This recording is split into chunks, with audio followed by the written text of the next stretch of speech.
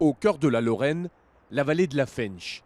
70 000 habitants et un chômage qui tourne autour de 20%. La présidentielle ici, ça ne parle pas.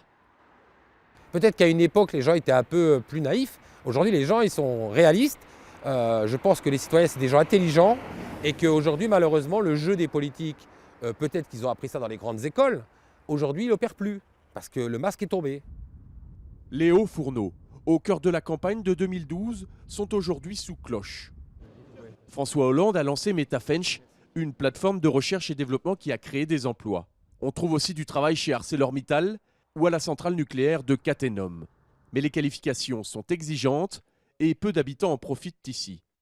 On a vraiment un gros problème que je trouve dramatique. Il y en a qui sont de plus en plus malheureux, qui se sentent de plus en plus dans l'incapacité de rejoindre finalement la catégorie qui s'en sort. Et ceux-là, ils désespèrent, et ils ne croient plus en rien, mais vraiment plus en rien.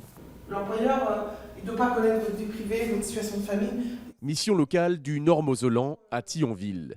Un groupe de jeunes participe à un atelier d'orientation. Les Tiffen est en échec scolaire et à 18 ans pourtant, elle n'est pas prête d'aller voter au printemps. C'est pas que j'y crois plus, c'est que je vois un peu ça comme tendre le bâton pour se faire battre.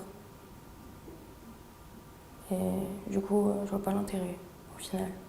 En 2016, la mission locale de Thionville a capté près de 3 900 jeunes. Un chiffre en augmentation de 13%.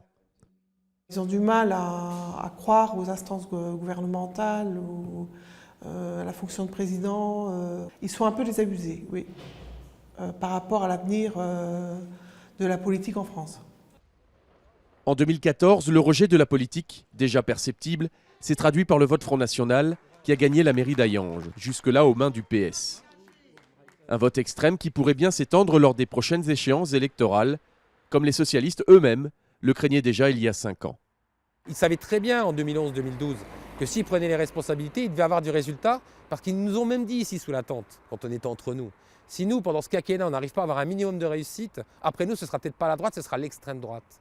En Moselle, aux élections présidentielles de 2012, Marine Le Pen était sortie deuxième derrière François Hollande, avec 24,73% des suffrages.